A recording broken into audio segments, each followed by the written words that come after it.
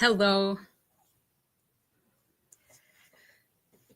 Welcome. So as you can see, today is day 2 of the 40-day breakthrough. Y'all, I'm just jumping in where I can, and I'm so excited to do this 40-day challenge with you.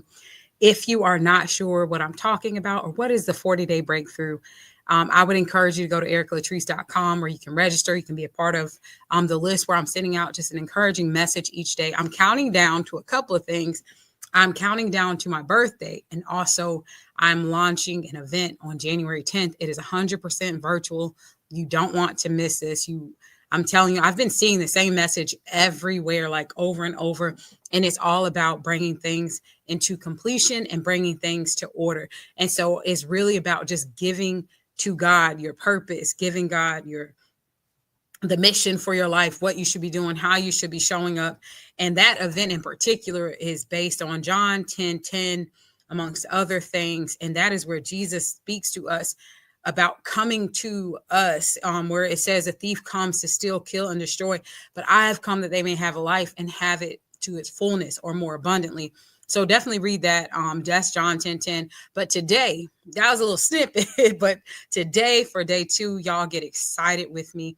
It is all about taking care of the little. And I want to share this with you all because we can be really tempted to only feel like we're productive, to only feel like we're walking in our calling, our mission, our purpose, when we have some arbitrary random goal that we've hit, whether it's an income goal or it's a number of followers that you're expecting to get, or it's some relationship status that you want or don't want, or whatever it may be, a number of children that you feel like you should have. But I'm telling you, number one, give it to God. And number 2, be so faithful over the little. And through these next days, as we're doing this, I'm encouraging you every single day, find one thing. I don't care if you're just excited because you got, some new toenail polish, whatever it is, be so grateful. Be so grateful. Find something to be grateful for and to be thankful for and to celebrate. And if you are following me here throughout this journey, comment so I can celebrate with you, because I will get genuinely excited with you.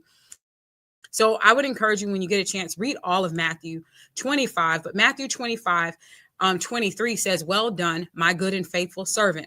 You've been faithful in handling this small amount, so now I will give you many more responsibilities. Let's celebrate together." That's the New Living Translation.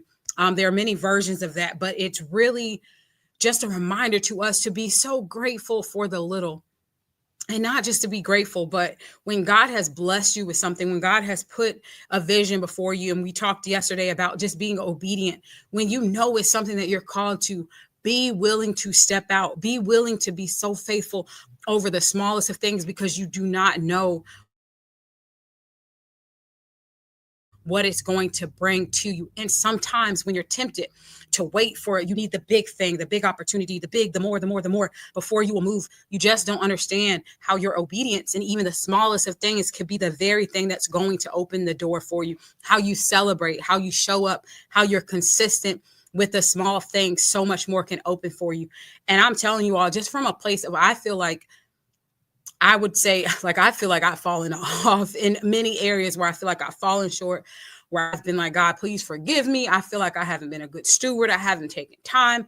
And we are so blessed, if you have breath in your body right now, that God is gracing you to do it again today.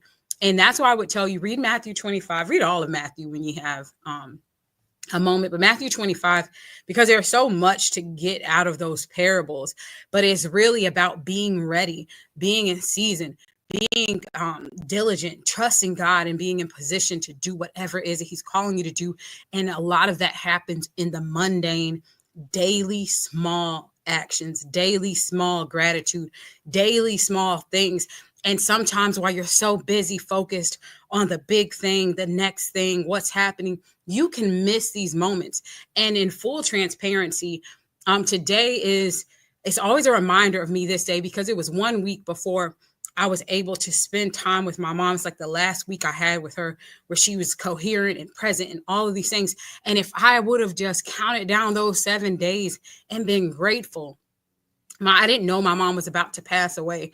And, it's been a few years now, and that doesn't mean anything. It doesn't make it easier, but it's those little moments. Like I look often at the picture that we took, and it was our last picture together. And I'm just like, wow, I probably would have smiled even harder if I would have, or cried actually. But knowing like this is our last picture together, and not to just get sad, but I'm telling you all, even from a joyful moment, I think about the last, those little moments. If you have children, you know how quick they grow up. So even things that can just come so quickly, if we're not careful, we'll be so focused on what's next. We'll be so focused on what's to come that we miss out on the beauty of this present moment.